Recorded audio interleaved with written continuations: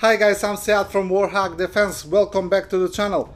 We have another video with strikes on Russian position on Crimea.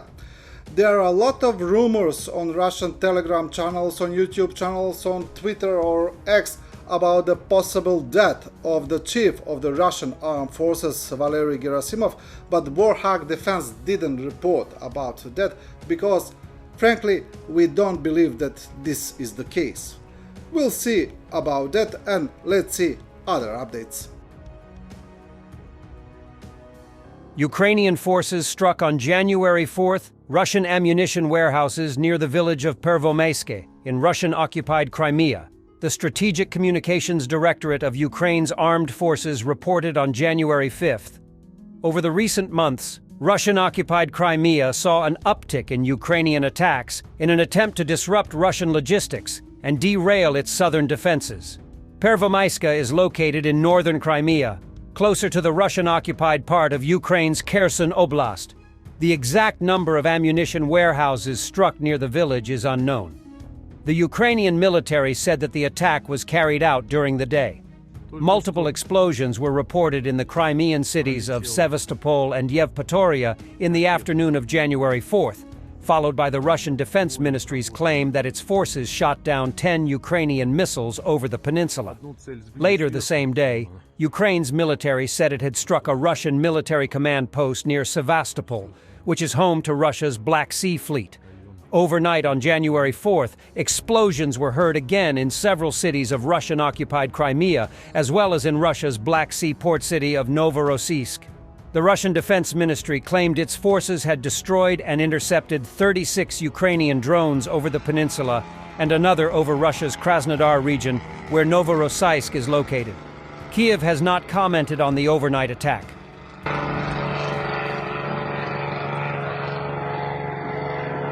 A Ukrainian missile strike early on December 26 hit and apparently destroyed the Russian landing ship Novocherkassk, docked in the Crimean city of Feodosia. Ukraine has repeatedly struck Russia's Black Sea Fleet since the beginning of the full-scale invasion, including the sinking of the flagship cruiser Moskva in April 2022 and a devastating missile attack on the fleet's headquarters in occupied Crimea that reportedly killed more than 30 officers. And let's move on. Dramatic new video released by Ukrainian military intelligence shows what they say is one of their special forces teams carrying a successful raid in which they planted mines on a road and engaged a platoon of Moscow's forces inside Russia. The main intelligence directorate of the Ministry of Defense of Ukraine said it carried out the raid in a rural section of Russia's Belgorod region, inflicting losses on enemy forces in their own territory. In the video, according to the HUR, the reconnaissance team mined the only road used by Russians in the Graveron district of the Russian Federation. Additionally, they attacked what they say is a Russian platoon's fortified position using mortars and small arms. As a result of the artillery and small arms fire, along with the detonation of Ukrainian mines, the enemy suffered an indeterminate number of casualties.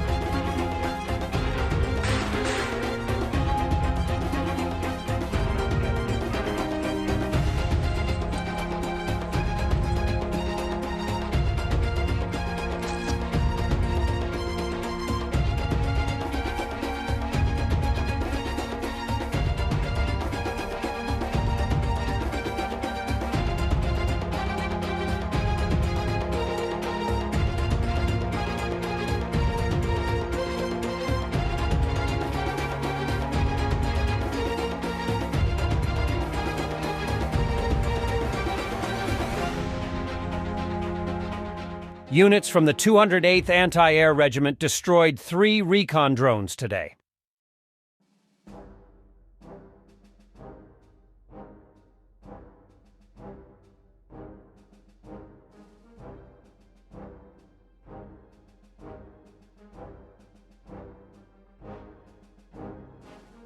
And more good news. Belgium will send 2 F16 fighter jets and 50 training personnel to Denmark from March to September to support the training of Ukrainian pilots.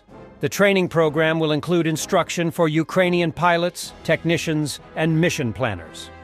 The fighter jet coalition to train Ukrainian pilots and technical staff was officially established in July by 11th founding Allied countries, but has since expanded to 13 countries. Lessons for Ukrainian aviators are underway in Denmark and the US, and a training center was opened in Romania. Norway announced on January 3rd that it was sending 2 F-16s to Denmark, along with 10 instructors. Belgium will send Ukraine several F-16s, said Defense Minister Ludovine de Donde in October, adding that the first fighter jets would likely arrive in 2025. She did not specify how many planes Belgium would supply. The Netherlands will deliver 18 F-16 aircraft to Ukraine, President Volodymyr Zelensky announced on December 22nd, following a call with Dutch Prime Minister Mark Rutte. Denmark pledged to provide 19 of its aircraft. It is unclear when the first F-16s will actually arrive in Ukraine, and some Ukrainian lawmakers have suggested that they will not be in operation until late spring in the best-case scenario. The Washington Post reported that according to official estimates, Ukrainian pilots would be ready to fly F-16s no earlier than summer 2024. Soledar after the arrival of Russian peace.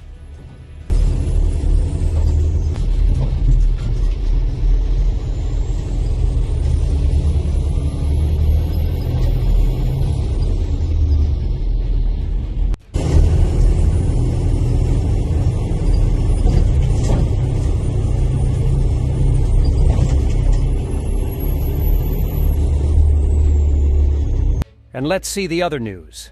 Images from Ellsworth Air Force Base near Rapid City in South Dakota, showing the wreckage of the B1B Lancer heavy bomber with the 28th Bomb Wing, which crash-landed last night at the base during a training exercise, causing several explosions and a large fire. The 4 members of the flight crew were able to safely eject from the aircraft.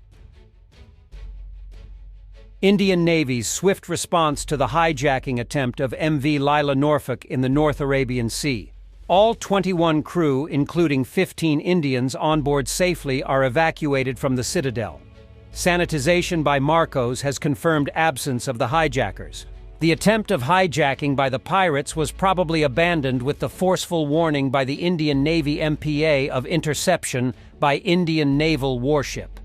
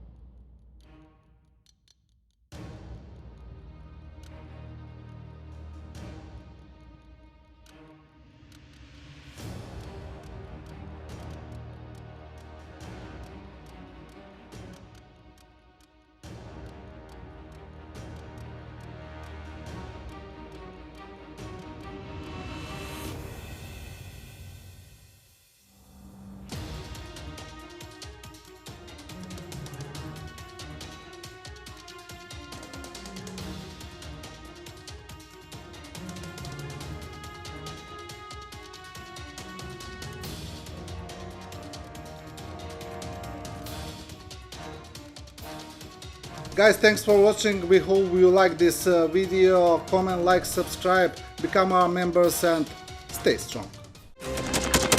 Thanks for watching, and don't forget to subscribe.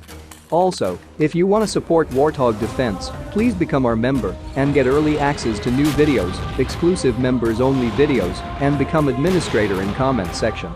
The membership link is in the description. Rescues every day. We had a guy last week, it's 6 rescues in 6 days. You know, he's doing the job every day.